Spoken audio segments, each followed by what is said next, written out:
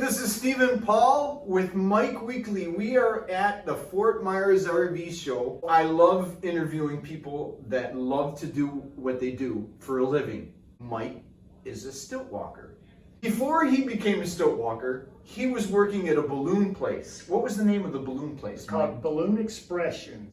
I delivered balloon bouquets to people. People order up balloon bouquets for birthdays and anniversaries.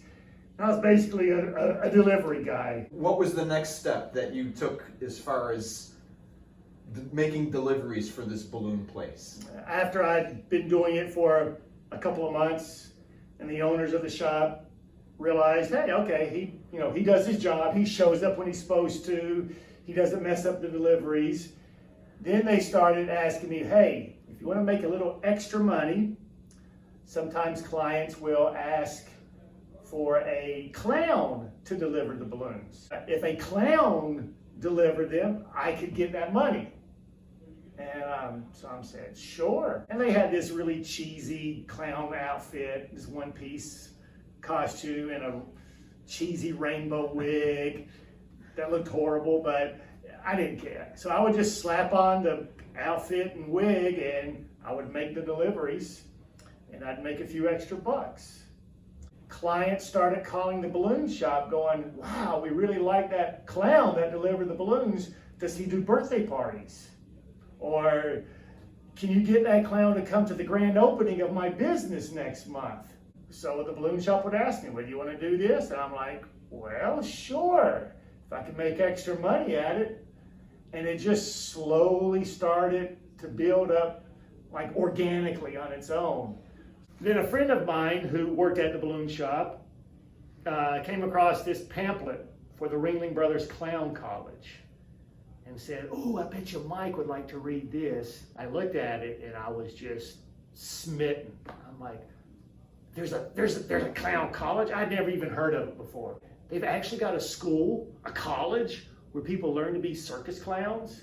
So I wrote to them and they sent me back a lot of information and an application, and then they suggested that if I could go to one of their auditions that they hold throughout the year, it would help my chances of getting accepted to the college. There was actually an audition coming up a couple months down the road, about 2 hours from where I was. And I went to the audition, and it was an amazing experience, and I got to meet actual circus clowns and hang out with them.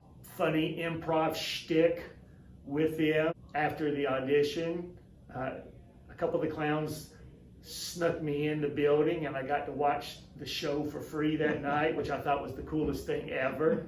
I filled out that application that I'd been holding on to for months and mailed it in. A few weeks later, I got the call that they had accepted me. What was the application like? That's what I want to know. What were some of the questions that they asked?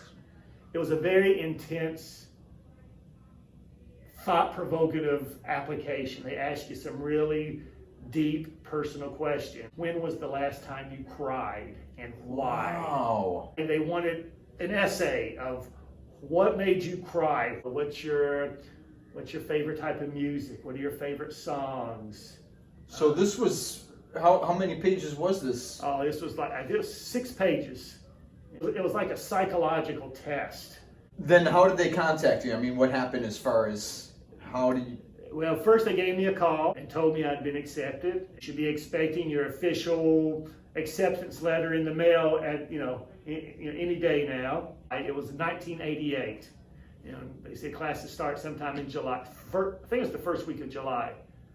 And so a few days later, I get this letter in the mail, real fancy envelope, Ringling Brothers, Martin Bailey Clown College. I open it up, take out the letter, open up the letter, and there's like a ton of confetti, shiny confetti that just poof, explode. They had loaded the letter with a ton of confetti that I had no idea. So when you open it up, it literally just whoosh. Okay, this place is magical. Went down to Venice, Florida, and attended Clown College. You're done with Clown College, which is how long? Actually, it was a 10-and-a-half-week course. People often refer to it as the boot camp of the circus. It was nice. 10 to 12 hours a day. It was intense. There was all sorts of skills classes that we had to learn, makeup classes, arena choreography. We learned about the history of the circus and history of clowning. I was actually offered a 1-year contract. We had a big graduation ceremony where we actually did a show. And at the end of the show, all the clowns were called up and the owner of the circus was there and he gave us all our diplomas from Clown College. Kenneth failed.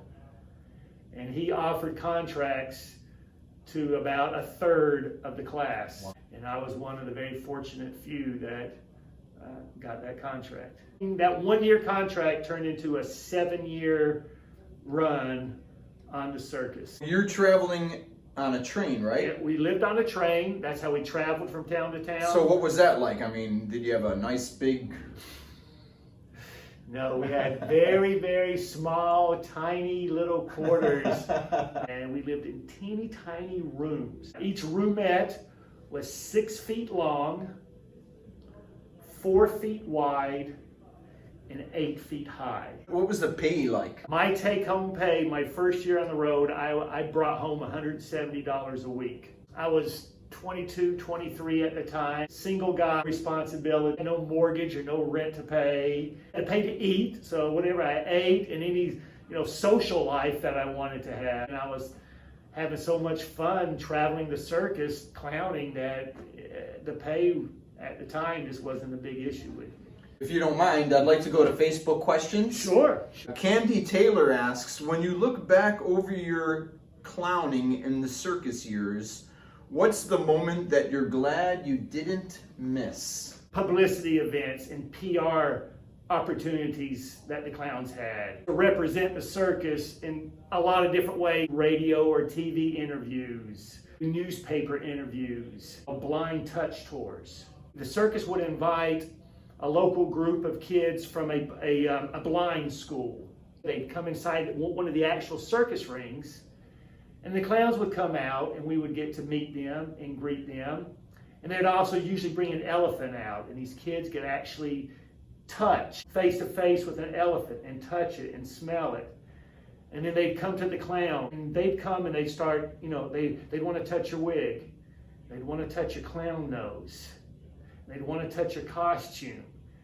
And for a lot of them, it was the first time they actually got a sense of what a clown was or what the circus was. They had never gotten that opportunity.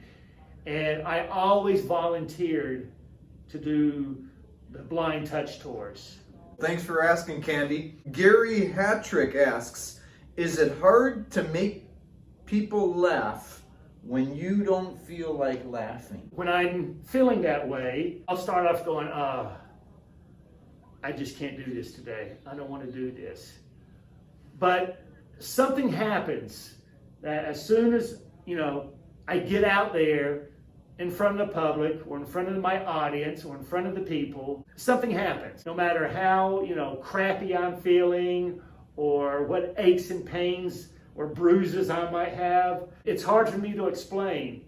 But once I make that initial contact, it just becomes fun again. I call it magic. That spotlight hits you, the audience there, and it changes you inside.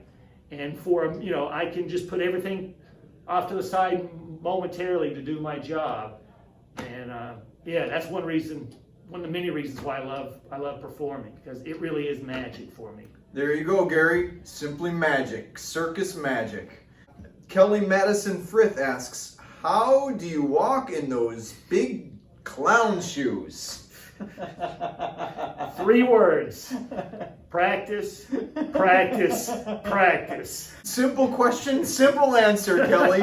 Steve Burkowski asks, where are some of your favorite places to perform? I've met some wonderful, wonderful friends in Dallas, Texas. Friends with some local people there that were just wonderful people. And, to this day, 20, 30 years later, I still stay in touch with them. The very first time I ever played Madison Square Garden, opening night, and there was like 20,000 people. It was sold out, and there was magic in the air. There were sparks just everywhere, and it was just, wow, I'm in Madison Square Garden performing in front of a sold-out show. It's a huge big deal. There you go, Steve. And one last question Okay. from Julie Seward. Why only 7 years? As much as I love the circus, being on the road constantly started to get to me a little bit. I was literally on the road 11 months out of the year. I started thinking, boy, it would be nice maybe if I could start some roots somewhere. I decided to leave the road and move to Orlando, Florida. I got a call from Clown College. They wanted to know if I would help come and help teach at Clown College, which I jumped at. So I went and taught at Clown College.